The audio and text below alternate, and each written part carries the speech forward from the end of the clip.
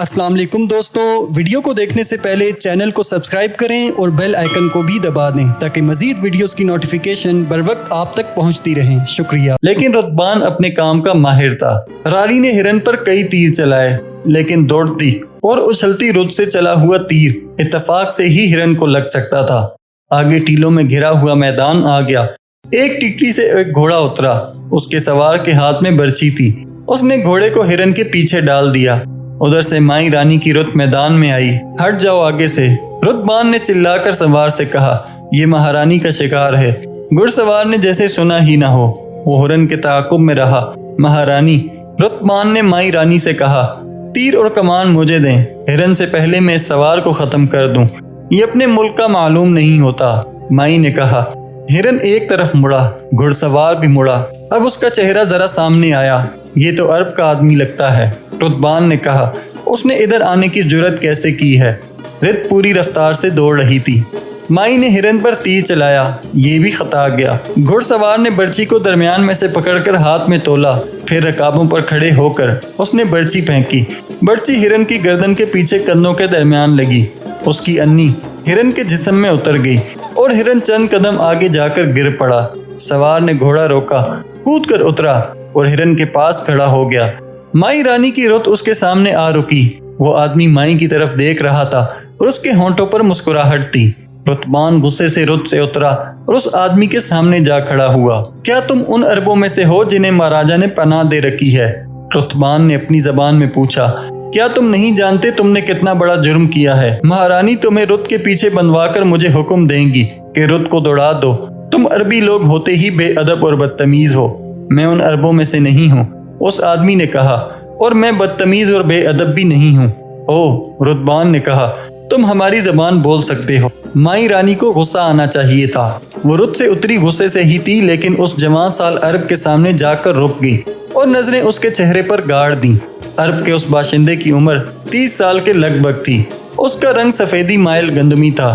उसकी आंखें स्याह थीं और ये आंखें मुस्कुराती हुई महसूस होती थीं। उसके चेहरे पर जलाली सा तासुर था। चेहरे के खदोखाल में दिलकशी थी। उसका दराज कदम और जिस्म शरीरा था। साफ पता चलता था कि माई उससे मरहूब हो गई है। उस अरब की मुस्कुराहट सिंध की इस रानी का मजाक उड़ा रही थी। घोड़ों के टाप सुनाई दिए। 6 घुड़सवार एक टीकड़ी के पीछे से निकले। वो इधर आ रहे थे। वो माई रानी के मुहाफिज थे। संग्राम, माई ने रुतबान से कहा, सवारों को वहीं रोक लो। रुत ले जाओ, मैं इसकी किस्मत का फैसला खुद करूंगी। रुतबान रुत लेकर चला गया और उसने घुड़सवारों को दूर ही रोक दिया। यहाँ क्यों आए हो? माई रानी ने अरब से पूछा। हिरन के शिकार के लिए आए थे। तुम ये हिरन मेरी इजाजत के बगैर ले जा तो नहीं सकोगे। मैंने इसे अपने लिए मारा होता तो मैं उसे मरने से पहले ज़िबा कर लेता। इस खूबरू अरब ने कहा, मैंने इसे तुम्हारे लिए मारा है। तुम लोग मरा हुआ जानवर खा लिया करते हो। तुमने इसे मेरे लिए क्यों मारा है? माई रानी ने पूछा। क्या तुमने मुझे औरत समझकर ये फर्ज कर लिया था कि मैं इस हिरन को नहीं मार सकूंगी?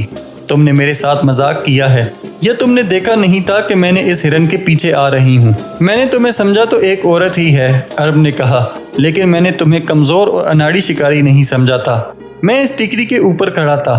तुमने जब हिरनों की तरफ रुत दौड़ाई थी तो मैं उस वक़्त से तुम्हें देख रहा था। तुमने जितने तीर चलाए वो मैंने सब के सब देखे थे। तुमने ये नहीं देखा कि अब रुत उछलेगी या अब हिरन बड़ी लंबी चौकड़ी भरेगा। तुम अंधाधुंध तीर चलाती रही। हिरन यहाँ आ गया तो मैंने सोचा कि इस औरत को हिरन मार ही दूं।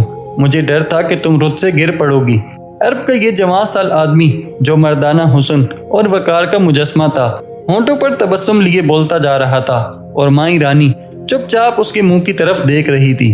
उसके देखने का अंदाज ऐसा था जैसे वो उस शख्स से मरहूब हो गई हो और उसके सामने अपनी जबान नहीं खोल सकेगी। क्या तुम्हें मालूम न था मैं कौन हूँ? माई रानी ने दबी दबी सी जबान में पूछा। नहीं, अरब ने कहा, लेकिन मैं ये जान गया था कि ये लड़की जो रुत पर आ रही है और उसके साथ जो घुड़सवार भी हैं शाही खानदान की लड़की होगी। मुझे ये मालूम न था कि तुम राजा दाहिर की रानी हो। अब तुम्हें मालूम हो गया है। रानी ने मुस्कुराते हुए कहा। क्या अब भी तुम मुझसे नहीं डरोगे? नहीं, अरब ने कहा, तुम्हारे मुल्क में डर के मानी कुछ और होते हैं। हमारे मुल्क में आओ तो तुम्हें डर का मतलब बदला हुआ नजर आएगा। हम सिर्फ अल्लाह से डरा करते हैं। हम मुसलमान हैं। ہم میں کوئی راجا اور مہاراجا نہیں ہوتا اور کوئی بادشاہ بھی نہیں ہوتا۔ تم یہاں کیوں آئے تھے؟ مائی رانی نے پوچھا۔ میں ایک جرم کر چکا ہوں، عرب نے جواب دیا۔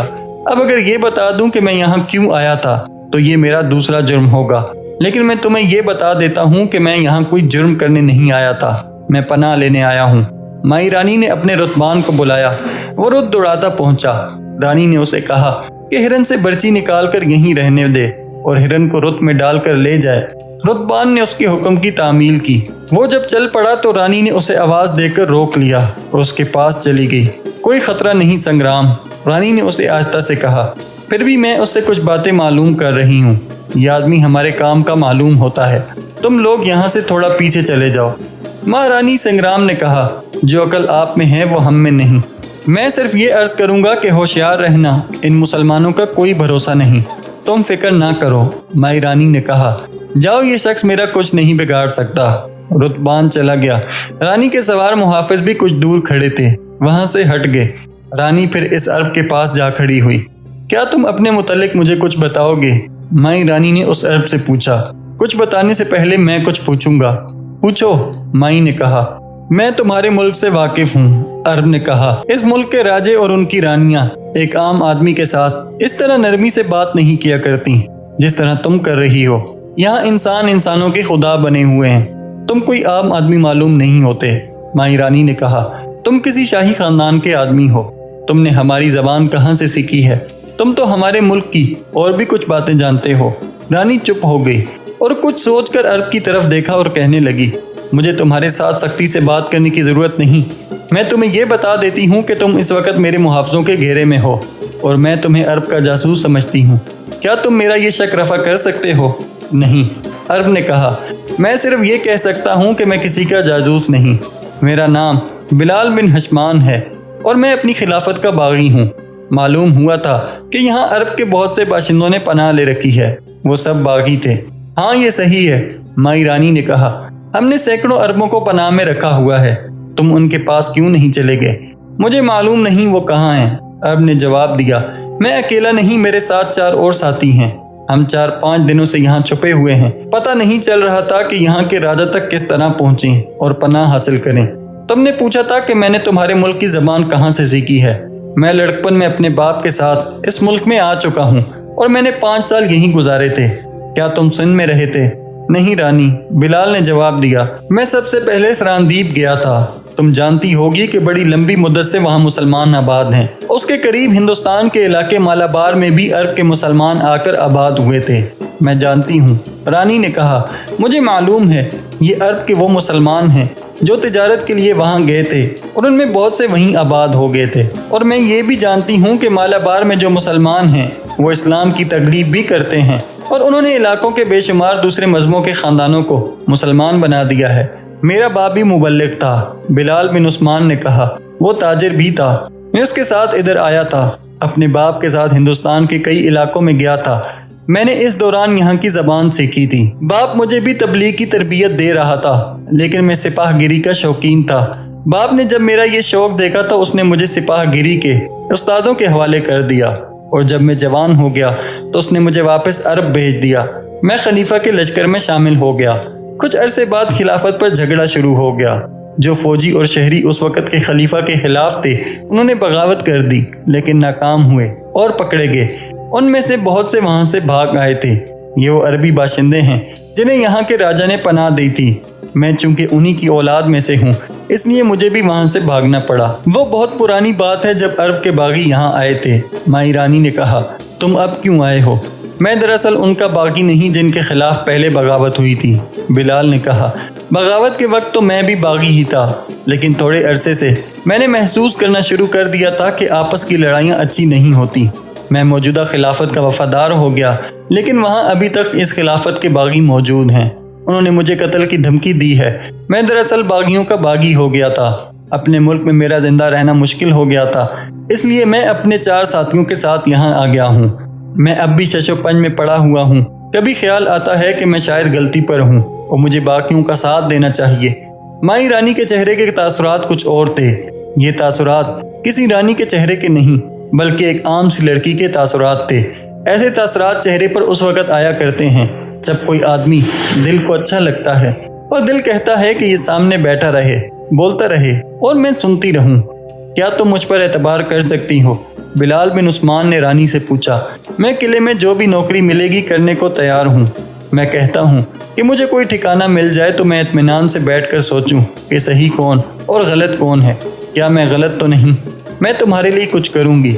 مائی رانی نے کہا، ہماری ایک اور ملاقات ہونی چاہیے، جہاں کہو گی وہاں آ جاؤں گا۔ بلال نے کہا۔ مائی رانی نے بلال کو قلعے کے قریب ایک جگہ بتا کر کہا کہ وہ اگلے روز وہاں پہنچ جائے۔ یہ کہہ کر رانی چلی گئی۔ بلال وہاں سے چل پڑا اور ایک اونچی ٹیکری کے پیچھے چلا گیا۔ وہاں عرب کے 4 جوان آدمی اس کے انتظار میں کھڑے تھے۔ وہ وہاں کچھ دنوں سے چھپے ہوئے تھے۔ بلال نے راجہ داہر تک رسائی حاصل کرنے کا یہ طریقہ اختیار کیا تھا جو اتفاق سے اس کے سامنے آ گیا تھا۔ اس نے قید ہونے کا خطرہ بھی مول لے لیا۔ یہ تو اسے توقع ہی نہیں تھی کہ مائی رانی اس سے اس طرح متاثر ہو جائے گی۔ سندھ کے علاقے میں ان 5 عربوں کی موجودگی کوئی عجیب بات نہیں تھی۔ محمد بن قاسم کی پیدائش سے بہت پہلے عرب کے مسلمان ہندوستان کی زمین پر موجود تھے۔ سب سے پہلے اسلام ہندوستان کے جنوبی علاقے مالابار میں آیا تھا۔ اس وقت وہاں 4 مذہب تھے، بدھ مت، ہندو مت، عیسائیت اور یہودیت۔ یمن، حجاز اور مسقط کے عرب بھی وہاں موجود تھے۔ وہ جہاز ران اور تاجر تھے اور ان میں سے بعض یہیں آباد ہو گئے تھے۔ اس وقت وہ مسلمان نہیں تھے۔ رسول اکرم صلی اللہ علیہ وآلہ وسلم کی حیات مقدسہ میں ہی اسلام مالابار میں پہنچ گیا تھا، جس اجالے کو غار ہرا کی تاریکی نے جنم دیا تھا۔ اس کی شعائیں ان عرب تاجروں کے ذریعے مالابار میں پہنچی تھیں جنہوں نے اسلام قبول کر لیا تھا۔ مالابار سے آگے ذرا زیب موجود سری لنکا تھا۔ وہاں بھی عرب کے مسلمان تاجر اور جہاز ران پہنچے اور ان کے ساتھ اسلام بھی آیا۔ سراندیپ کے مقامی باشندے سب سے پہلے تو مسلمانوں کے اخلاق اور کردار سے متاثر ہوئے، اور جب مسلمانوں نے اسلام کی تبلیغ شروع کی تو لوگوں کو پتہ چلا کہ اسلام کے بنیادی اصول اور تعلیمات کیا ہیں، تو وہ اسلامی مساوات سے متاثر ہوئے۔ اسلام راجہ اور رعایا کے تصور کو روکا۔ اسلام راجہ اور رعایا کے تصور کو رد کرتا تھا۔ چنانچہ دوسرے مذاہب کے لوگ بڑی تیزی سے اسلام قبول کرنے لگے، یہاں تک کہ سراندیپ کے راجہ نے بھی اسلام قبول کر لیا۔ مالابار کے راجہ زمون نے بھی اسلام قبول کر لیا تھا اور وہ رسول کریم صلی اللہ علیہ وآلہ وسلم کی زیارت کے لیے روانہ ہوا، لیکن عرب کے ساحل سے کچھ دور بحری جہاز میں فوت ہو گیا۔ اسے یمن کے ساحل پر دفن کیا گیا۔ حضرت عمر رضی اللہ تعالیٰ عنہ کے دور خلافت میں 1 سالار عثمان بن ابی عاص نے بمبئی کے قریب تھانہ بندرگاہ کے علاقے پر حملہ کیا تھا۔ اس حملے کا مقصد یہ تھا کہ ہندوستان کے جنوبی علاقوں میں عرب کے جو تاجر اور جہاز ران جاتے ان کی حفاظت کے لیے ہندوستان کی کسی بندرگاہ پر قبضہ کیا جائے۔ یہ ہندوستان پر مسلمانوں کا پہلا حملہ تھا، مگر یہ حملہ امیر المومنین کے حکم کے بغیر کیا گیا تھا۔ حملہ کامیاب تھا لیکن اس بندرگاہ پر قبضہ نہ کیا گیا۔ مورخ بلاوزری لکھتا ہے کہ جب عثمان بن ابی عاص نے مال غنیمت میں سے بیت المال کا حصہ مدینہ بھیجا تو حضرت عمر رضی اللہ تعالیٰ عنہ نے بڑا سخت پیغام بھیجا۔ انہوں نے لکھا، میرے سقفی بھائی، تیری یہ کارروائی بہت خطرناک تھی۔ تو جو فوج اس حملے کے لیے لے گیا تھا وہ تو ایک کیڑے کی مانند تھی جسے تو نے لکڑی پر بٹھا کر سمندر میں ڈال دیا تھا۔ اگر یہ فوج اتنی دور جا کر کسی مشکل میں پھنس جاتی تو خدا کی قسم میں تیرے قبیلے ثقیف سے اتنے آدمی لے لیتا۔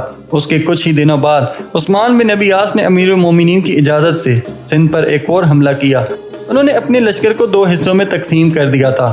ایک حصے کے سالار عثمان خود تھے اور انہوں نے دوسرے حصے کی کمان اپنے بھائی مغیرہ کو دی تھی۔ لشکر کا یہ حصہ بحری بیڑے میں گیا تھا اور سمندر کی طرف سے دیبل کے مقام پر حملہ کیا تھا۔ عثمان نے خود ایک اور مقام پر حملہ کیا تھا جو برج کے نام سے مشہور ہے۔ اس وقت راجہ چچ سندھ کا حکمران تھا۔ دیبل کا حاکم چچ کا ایک بڑا ہی دلیر جنرل سامہ تھا۔ اس نے اپنی فوج کو قلعے سے باہر لا کر عثمان بن ابی عاص کے بھائی مغیرہ کا جم کر مقابلہ کیا۔ مغیرہ دشمن کی فوج کے قلب تک پہنچ گیا اور سامہ کو للکارا۔ اس طرح دونوں فوجوں کے سالار آمنے سامنے ہوئے۔ مغیرہ نے بسم اللہ اور فی سبیل اللہ کا نعرہ لگایا اور سامہ پر حملہ کیا۔ سامہ زخمی تو ہوا لیکن جو زخم مغیرہ نے کھائے وہ مہلک ثابت ہوئے اور مغیرہ شہید ہو گئے۔ فتح تو مسلمانوں کو ہی حاصل ہوئی لیکن یہ فتح خاصی مہنگی پڑی۔ کچھ وجوہات کی بنا پر ان مقامات پر قبضہ نہ کیا گیا۔ اس کے 6 سال بعد ایک اور سپہ سالار عبداللہ بن عامر بن ربیع نے ایران کو فتح کیا۔ پھر وہ سیستان پر حملہ آور ہوئے جہاں کے حاکم مرزبان نے ہتھیار ڈال دیے۔ سیستان پر قبضہ مکمل ہو گیا تو سپہ سالار عبداللہ نے اپنے ایک سالار حکمت افضلی کو مکران پر حملے کے لیے بھیجا۔ उस वक्त मुकरान पर राजा रासल की हुक्मरानी थी। उसने सिंध के राजा चित से मदद मांगी। चित ने रासल की मदद के लिए अपनी फौज भेज दी। इस तरह दुश्मन की तादाद दुगनी से बढ़ गई। इसके बावजूद मुसलमानों ने फतह पाई और मुकरान के एक बड़े हिस्से पर मुसलमानों का कब्जा हो गया। इससे पहले भी हज़रत उमर रज़ियल्लाहु ताला अन्हु के ज़माने खिलाफत में उनके मुकर्रर किए हुए इराक के हाकिम अबू मूसा अशरी ने अपने एक सालार रबी बिन ज़ियाद हारसी को फौज देकर मुकरान पर हमला कराया था और मुकरान तय हो गया था, लेकिन फौज को वापस बुला लिया गया। अबू मूसा अशरी ने मकरान के माले गनीमत में से बैतुल माल का हिस्सा अलग करके अमीरुल मोमिनीन को भेजा। ये माले गनीमत ले जाने वाले एक तजर्बाकार कमांडर सहाबर अब्दी थे। अल्लाह तुम सबको ये फतह मुबारक करे। अमीरुल मोमिनीन उमर फारूक रज़ियल्लाहु ताला अन्हु ने कहा, तुम सब पर अल्लाह की रहमत हो। ये बता मकरान का इलाका कैसा है, वहाँ के लोग कैसे हैं और वहाँ की ज़मीन कैसी है। अमीरुल मोमिनीन सहार अब्दी ने कहा, मकरान की ज़मीन खुद प्यासी है, फल नहीं, फूल भी नहीं, फल है तो वो खाने के काबिल नहीं। वहाँ के लोग लूट मार के दिलदादा हैं, एक दूसरे को लूटते और जिंदा रहते हैं, जिंदा रहने के लिए दूसरों को कत्ल करते हैं। अगर हमने वहाँ थोड़ी फौज रखी तो उसे लूट लिया जाएगा, अगर ज्यादा फौज रखी तो भूख और प्यास से मर जाएगी। तुझ पर अल्लाह मेहरबान हो। उमर फारूक रज़ियल्लाहु ताला अन्हु ने सहारे अब्दी की बात काटते हुए कहा, तू शायरी कर रहा है, वहाँ के सही हालात बयान कर। अमीरुल मोमिनीन सहारे अब्दी ने कहा, जो देखा है वो बयान किया है। खुदा की कसम जो कोई वहाँ जाएगा यही बताएगा जो मैंने अमीरुल मोमिनीन की खिदमत में बयान किया है। सदाकत को नज़रअंदाज नहीं किया जा सकता। नहीं सहार, अमीरुल मोमिनीन ने दो टोक लहजे में कहा, मुजाहिदीन इस्लाम को भूखा और प्यासा नहीं मारा जा सकता। कैसरो कसरा से हथियार डलवाने वाले मुजाहिदीन की ये तौहीन नहीं की जा सकती कि वो सो रहे हों तो डाकू उन्हें लूट लें या वो भूख और प्यास से सिसक कर जाने दे दें। अमीरुल मोमिनीन उमर फारूक रज़ियल्लाहु ताला अन्हु ने हुक्म दिया कि मकरान से मुजाहिदीन के लश्कर को वापस बुला लिया जाए। मुकरान के कुछ हिस्से पर कब्जा रखा गया और जो इलाका हुक्म तगलबी ने फतह किया था उसे छोड़ दिया गया। हिंदुस्तान के मगरबी इलाकों में मुसलमानों की पेशकदमी और फतूहात मुकरान पर ही ख़त्म नहीं हो जाती। ये तफसीलात खासी तवील हैं। बात चूँकि तारीख़ इस्लाम के अजीम और सबसे कम उम्र सालार मोहम्मद बिन कासिम की हो रही है, इसलिए हम इस रवायदात को सिंध तक ही महदूद रखेंगे। उमर फारूक रज़ियल्लाहु ताला अन्हु की शहादत के बाद हज़रत उस्मान गनी रज़ियल्लाहु ताला अन्हु मसनद खिलाफत पर रौनक अफरोज़ हुए। इस दौर में भी हिंदुस्तान के मगरबी इलाकों में मुसलमानों की पेशकदमी जारी रही। फिर हज़रत उस्मान रज़ियल्लाहु ताला अन्हु की शहादत के बाद हज़रत अली रज़ियल्लाहु ताला अन्हु की खिलाफत का दौर शुरू हुआ, जिसमें मुसलमान किलात तक पहुँचे। उसके बाद अली रज़ियल्लाहु ताला अन्हु भी शहीद हो गए और खिलाफत बनु उमैया के पास चली गई। बनु उमैया के दौर में भी हिंदुस्तान के मगरबी इलाकों में मुसलमान हाकिम रहे, लेकिन पीछे उस मरकज़ में जहाँ से इस्लाम की किरणें फूटी और दूर दूर तक पहुँची थी और दौलत और इक़्तिदार की हवस पैदा हो गई और खिलाफत एक मुतनाज़ा मसनद बन गई। इस हवस ने उन मुसलमानों को जिन्होंने इस्लाम को कुराए अर्ज़ के गोशे गोशे तक पहुँचाना था खाने जंगी में उलझा दिया। नेको बद की, झूठे और सच्चे की, हक और बातिल की तमीज़ ख़त्म हो गई। जिन्होंने हक का परचम बुलंद किया उन्हें बागी कहा गया। जुल्म तशद्दुद का दौर शुरू हो गया। जिसने जुल्म तशद्दुद में सबसे ज़्यादा नाम पाया वो मोहम्मद बिन कासिम का चचा हिजाज बिन यूसुफ था। अब इक़्तिदार के इन पुजारियों ने इस्लाम और अल्लाहु अकबर के नारों को सियासत का रंग दे दिया। अब इक़्तिदार के इन पुजारियों ने इस्लाम और अल्लाहु अकबर के नारों को सियासत का रंग दे दिया। मसनद खिलाफत पर जो मार्का आराई हुई हम उसकी तफसीलात में भी नहीं जा रहे। मुख्तसर बात यह है कि वो वक्त भी आया कि खिलाफत दो हिस्सों में बट गई, दारुल खिलाफे दूर हो गए। यूं कह लें कि इस्लाम का जिगर दो हिस्सों में कट गया। फिर अब्दुल मलिक बिन मरवान का दौरे खिलाफत शुरू हुआ तो उसने बगावतों और खाना जंगी की कैफियत को ख़त्म किया और अमवी हुकूमत को मुस्तहकिम किया। हिजाज बिन यूसुफ इसी दौर में हाकिम बना और शोहरत पाई। बगावत के दौर में तकरीबन 500 सरकर्दा अरब राजा दोहर के पास पहुंचे थे और उन्हें राजा दोहर ने पनाह देकर मकरान के उस इलाके में आबाद कर दिया था जो उसके कब्जे में थे। इन पनाह गजीनों में अक्सरियत अलाफी खानदान की थी। ये एक मशहूर जंगजू कबीला था। बिलाल बिन उस्मान अपने 4 साथियों के साथ पनाह लेने इधर ही आया था। चूँकि वो अजनबी थे इसलिए भटकते और छुपते फिर रहे थे। उन्हें यह भी मालूम था कि सिंध के राजा ने अरब की खिलाफत के साथ दुश्मनी पैदा कर ली थी।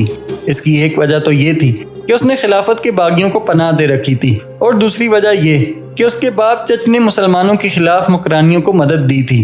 इस वजह से भी بلال بن عثمان ڈرتا تھا کہ راجہ داہر انہیں گرفتار کر کے قید خانے میں ڈال دے گا۔